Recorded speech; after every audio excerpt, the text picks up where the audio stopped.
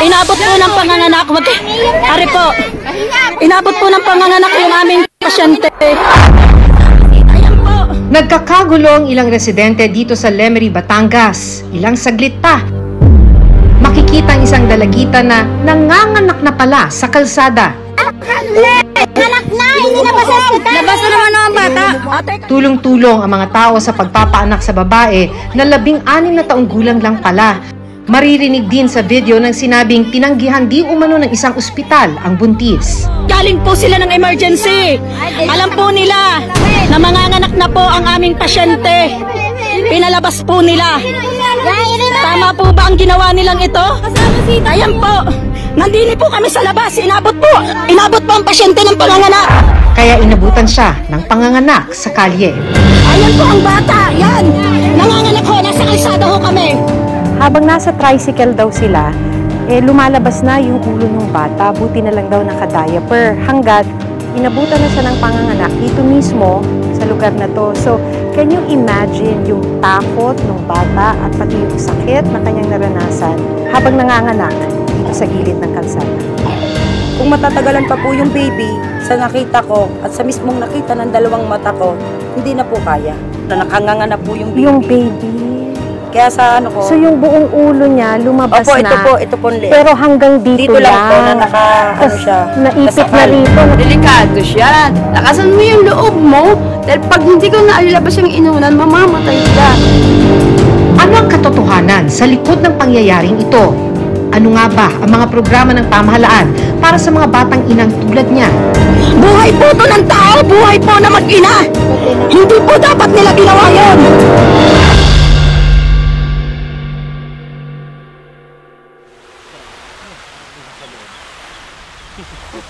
June 28, bandang alas 5 ng hapon, makikitang pinalilibutan ng mga tao ang isang dalagita. Itatago namin siya sa pangalang Hazel, 16 na taong gulang. Ari po, inabot po ng panganganak yung aming pasyente. Manganganak na pala noong mga sandaling yun si Hazel. Ang nakababahala, inabutan siya sa kalsada. Ayan po, tingnan nyo, nanganganak po hanggang ngayon ay nagtatawag pa po ng makakatulong. Ayan po ang bata. Nagpaano dyan yung... Ayan po ang bata, yan. Nanganganak ho, nasa kalsada ho kami. Inabot ho dito sa panganganak ang pasyenteng ito. Nilagyan lang siya ng karton bilang pansapin at tinakpan ng kumot habang nanganganak.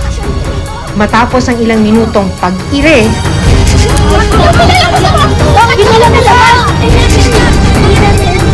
hindi po kami kamag-anak ng batang ito. Diyos ko, thank you, Lord. Isinilang ni Hazel ang kanyang sanggol na si Cheska, hindi niya tunay na pangalan.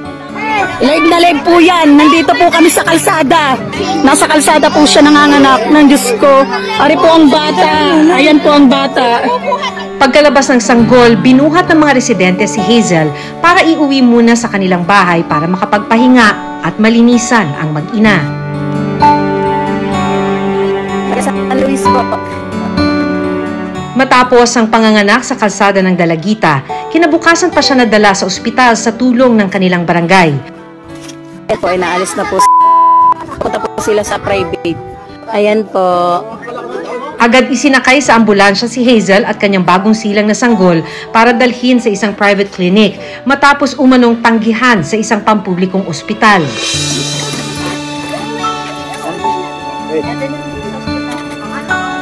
Maraming salamat po. Maraming salamat po sa pagtugon niyong pagtulong. Habang nasa tricycle daw sila, lumalabas na yung ulo ng bata. Buti na lang daw naka-diaper. Hanggat inabutan na siya ng panganganak dito mismo sa lugar na to. So, can you imagine yung takot ng bata at pati yung sakit na kanyang naranasan habang nanganganak dito sa gilid ng kalsada? Nahanap din namin ang ilang residenteng tumulong sa panganganak ni Hazel habang nasa kalsada. So, nakita niyo siya rito Opo. na manganganak na. Pagdating po namin, binaba agad niya po sa tricycle, binuhat niya po yan. Kasi hindi na po pwedeng... Hindi na niya kaya. Opo, umakyat sa taas. Ayan po, oh. Kwento ni Sheila, inakala nilang patay na ang sanggol dahil nangingitim na ang ulo at hindi humihinga ang sanggol matapos mailuwal ni Hazel. Sa hanggang sa ginanon-ganon ko na lang po yung dibdib, Hanggang hanggang sa inalog-alog ko, tinagilid. Pinisil ko po ilong hanggang sa umiyak na po siya. Diyos ko, thank you, Lord! Parang doon po kami nabuhayan nung narinig po namin na umiyak yung bata. So, hindi umiiyak yung bata Opo, nung makalabas lumabas? po, hindi po agad umiyak. Inalog-alog ko po hanggang sa inano ko po yung bunganga, pinisil ko po yung ilong, para lang po umiyak yung baby. Siguro kung natagalan pa po ng mga kalahating oras, ganyan siguro po, ang batang yon patay na po. Dahil itim na po talaga na, kung tutusin po, kung ako lang po talagang hinihinaan ko loob ko, hindi ko po kaya dahil ayoko pong ako po yung pag-aabutan, pero sa ano po, gusto ko lang pong makatulong. Natakot ka rin nun. Parang nawala na po yung takot ko. Ang gusto ko lang po masurvive po yung mag-ina. Leg na leg po yan. Nandito po kami sa kalsada. Ano pong masasabi nyo ngayon sa ospital ng emergency? Batangas. Ito po. Pinalabas daw, pinalis. Pinalis sa emergency. Nakaramdaman ng pangamba si Sheila at iba pang tumulong sa pagpapaanak kay Hazel, buong tapang daw nilang tinulungan ang mag-ina. Pinuntahan nila ako doon sa bahay habang naliligo ako na tulungan nga daw at labas na raw ang bata. Di, sa taranta ko kahit hindi na nga ako na habang daan nga ako'y nagbibihis. Naisip ko naman, siyempre bilang nanay, bilang babae, delikado siya. May naano na kami sa post na namatay. Yung mag-inang pinaanak na din ng kumadron, namatay ang ina dahil hindi na ilabas yung inuna. So, yun ang una ko naisip, kaya pinakialaman ko na. Kasi pag hindi na ilabas yung inuna, baka nga bumuka, mamatay siya. Ay, nung binipi doon, mataas ang BP niya, kaya sabi ko baka hindi kayanin ng bata, lambot na siya eh. Kaya mupo na ako doon, pinakialaman ko na, sabi ko bumuka ka. Kasi pag inaano ko pa nga siya, pinapagalitan ko para lumakas ang loob. Sabi ko, makinig ka sa akin. Lakasan mo yung loob mo, dahil pag hindi ko nailabas yung inunan, mamamatay ka. Kung matatagalan pa po yung baby, sa nakita ko at sa mismong nakita ng dalawang mata ko, hindi na po kaya. Nakanganga na po yung baby. Yung baby. Kaya sa ano ko... So, yung buong ulo niya lumabas Opo, na. ito po leeg. Pero hanggang dito lang po na Tas siya. naipit na rito. Dahil menor de edad, peligroso ang panganganak ni Hazel, lalo pa kung nasa labas ng maternity clinic o ng ospital. Leg na leg po yan. Nandito po kami sa kalsada. Ayon sa isang OB gynecologist, maraming problemang pangkalusugan ang pwedeng mangyari sa mga batang ina. 2 hanggang 5 beses na mas mataas ang risk na mamatay sa panganganak ang batang ina kumpara sa mga adult mothers. Habang ang sanggol mula sa batang ina naman ay 3 beses na mas mataas ang risk na bawian ng buhay kumpara sa mga ipinanganak ng mga adult mothers. Kapag teenager po kasi, they are already categorized under the high-risk group now because of their age. Marami pong risks and potential complications for anyone in general actually who delivers outside of a controlled environment. Yung pagkakaroon po ng sepsis, no, yung sa mother, dahil exposed po siya. Open wound po kasi is gustong-gusto ng mga bacteria na pinupuntahan po yun no, na pwedeng magkaroon ng infection. Nasa kalsada po siya nanganganak ng Diyos ko. Ari po ang bata. Ayan po ang bata. Diyos ko po, Lord. Dahil sa nangyari kay Hazel, galit na galit din ang ilang kapitbahay at kamag-anak nila. Nagmakaawa na ako sa isla! Ba't di hinintindi ang pasyente ko? Alam po nila na manganganak na po ang aming pasyente. Pinalabas po nila. Tama po ba ang ginawa nilang ito? Ayan po. Nandini po kami sa labas. Inabot po ang pasyente ng panganganak. Ari po.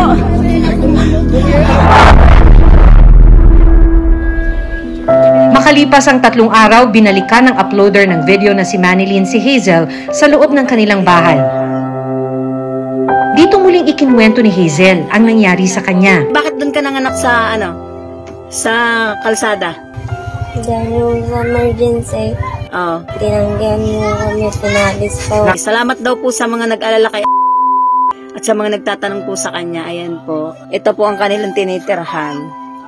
Sa mga gusto pong tumulong kay yan po. Sa po ay batang ina. Wala po siyang asawa.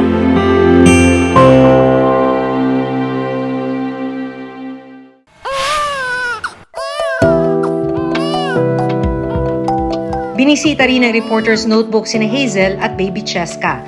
Tumanggi munang magbigay ng panayam si Hazel dahil daw sa tromang naranasan niya habang nanganganak sa kalsada. Pero kwento niya sa amin, nabuntis siya ng kanyang nobyo na 19 na taong gulang. Dahil sa kahirapan, hindi na rin niya naipagpatuloy ang kanyang pag-aaral sa grade 5. Nakapanayam naman namin ang kanyang ina. Kwento niya, June 28 isinugod na ang kanyang anak sa ospital matapos makaramdam ng panghihilab ng tiyan. Pero pagdating ni Hazel sa ospital, nagpositibo siya sa COVID-19. Naging dahilan din daw ito para tanggihan siya sa ospital. Pinalabas daw si nasabi yun nga daw positive sa COVID. Bandang 5:30 ng hapon, umalis na lang daw sila ng ospital at nagdesisyong umuwi na lang. Pero habang nasa daan, bigla raw pumutok ang panubigan ni Hazel. Kaya bumaba siya sa sinasakyang tricycle at inabutan ng panganganak sa maruming kalsadang ito. Live na live po yan. Nandito po kami sa kalsada. Sa tingin niyo po ano pong dapat gawin? Kitang-kita niya raw ang paghihirap ng anak na si Hazel habang nanganganak sa kalsada. Violet na po siya. Hindi ko nga ho alam kung ano hong gagawin ko. Sabi ko, anak, laksan man loob mo. Masakit po. Bilang ina ho, na hindi ko malaho na ipag-anong anak ko. Ayan po ang bata, yan! Nanganganak ho, nasa kalsada ho kami. Inabot ho dito sa panganganak ang pasyenteng ito. Ipinalabas ng emergency. Ari po, tama po ba yon? Sa tingin niyo po, tama po ang ginagawa nila? Sabi ko nga ho, bakit kayo ng hospitals dito? Inaman ho para sa mahirap. Bakit ho naman ginaya ng anak ko na parang aso? Hirap na hirap ho yung bata na anong yun. Nandini ho nanganganak sa labas na ito. Tama po bang palabasin nilang pasyenteng ito? Talaga kong masama ho, talagang loob ko nun. Tinanong mo namin kung bakit ho kayo. Sinagot ho kami ng ospital, positive ho si Sabi ho namin, bakit positive na pala si pinalis niyo pa rin? Dapat ho na lang ikina niyo sa isang tabi o kaya sa isang kwarto. Hindi na lang kung ginayon ninyo. Buhay po to ng tao, buhay po na mag-ina. Hindi po dapat nila ginawa yon. Ayan po, nasa kalsada pa po yan. Parang akong baboy na ipinag-ano yung anak ko. Sabi ho nila, ibalik daw ho doon at titingnan. Sabi ko, hindi na ho. Dahil pinagtabuyan nyo na ibabalik nyo pang anak ko. Saan lang po. Yung oras na yun ho, ay naano ho si at saka yung bata. Hindi ka parehas silang patay. Kasalukuyang naka-home quarantine sina Hazel at kanyang bagong silang na sanggol habang minomonitor ng barangay. Tinignan po namin yung kanyang umbilical cord. Maayos po yung condition, hindi naman po sa amin pong nakita, wala po siyang infection. Si baby po ay nabigyan naman po namin ng vitamin K, yung mga kaukulang gamot, yung mga turok. Once po na nag-negative po sina ang mga kasama po sa bahay, pwede po nating dalhin sa RHU, San Luis RHU, ang baby po para po sa newborn screening. Nagnegatibo rin sila sa COVID-19 nitong July 4. Sa pinakahuling pag-aaral na ginawa ng Commission on Population and Development noong 2021, nakapagtala ito ng mahigit 136,000 na mga batang may edad 9 hanggang 19 na taong gulang ang nabuntis at nanganak. Tumaas naman ang bilang na ito sa 150,138 noong 2022 pero wala pang eksaktong bilang ng teenage pregnancy cases ng 2023 hanggang second quarter ng 2024. Base naman sa ginawang pag-aaral ng Philippine Statistics Authority o PSA, isa sa kada 10 sanggol na ipinapanganak araw-araw, minor de edad ang ina. Pilipinas din ang may pinakamataas na teenage pregnancy rate sa buong Asia. Kailangan din yung laws, no? Mas paigtingin ang mga batas natin sa Pilipinas tungkol sa adolescent pregnancy. At the same time, maaaring yung mga serbisyo sa local government unit, no? Wala para sa mga adolescent na edad 10 to 19. Kailangan kasi merong information drive na ito yung ways para i-protect mo yung sarili mo. Sa demographic survey ng PSA, nasa poorest of the poor at mga rural area ang pinakamaraming bilang ng mga teenage mother. So, ibig sabihin, problema na talaga ang panganganak sa Pilipinas. Kulang ang doktor, kulang ang facilities. I think the Department of Health should actually work with the DILG as well as the DepEd on how we can actually have an extra fund for teenage pregnancy ng mga anak. Kasi it's all about funding eh. Noong 2022, inilunsad ng Department of Health o DOH ang National Safe Motherhood Program o NSMP. Layunin ng programang ito na tiyakin na ang mga kababaihang Pilipino ay magkaroon ng ganap na access sa mga serbisyo at pasilidad para magkaroon sila ng mas ligtas na pagbubuntis at panganganak. Samantala, dahil sa naging salaysay ni Hazel na tinanggihan siya ng ospital, kinuna ng Reporter's Notebook ng panig ang pagamutan. Ano nga ba ang protocol para sa mga tulad ni Hazel na nasa emergency situation pero tinamaan ng COVID-19?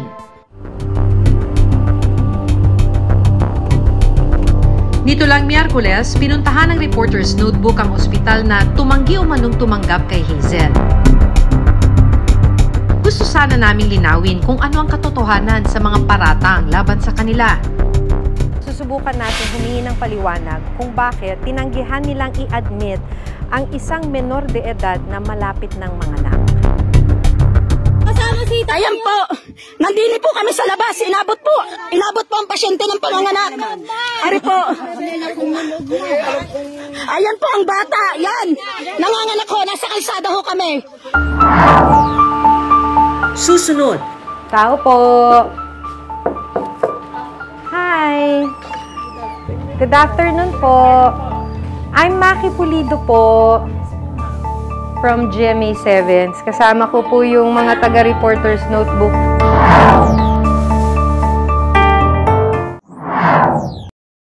Ayan po ang bata, yan, nanganganak ho, nasa kalsada ho kami.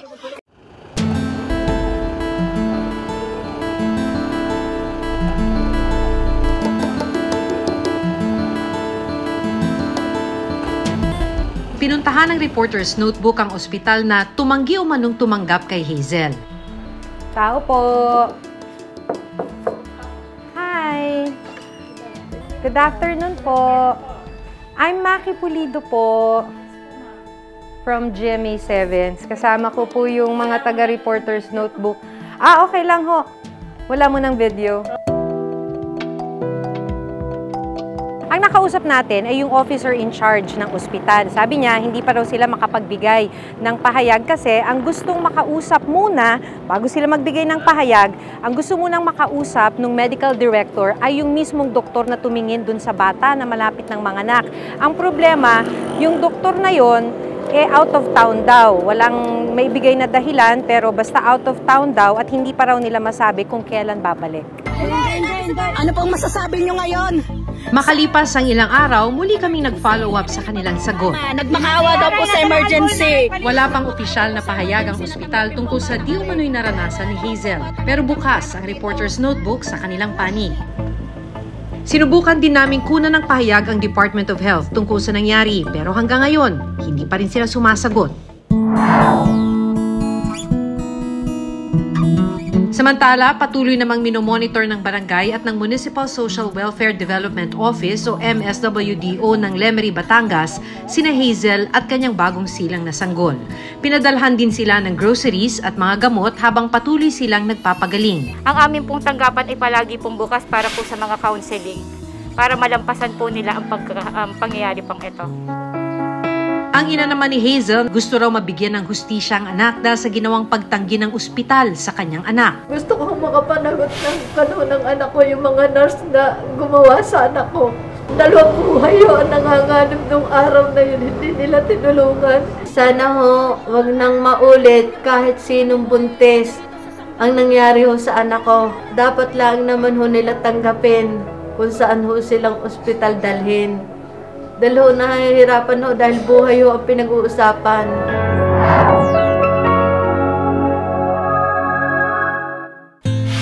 Tingnan nyo naman po nangyari. Nasa kalsada po siya nanganganak ng Diyos ko.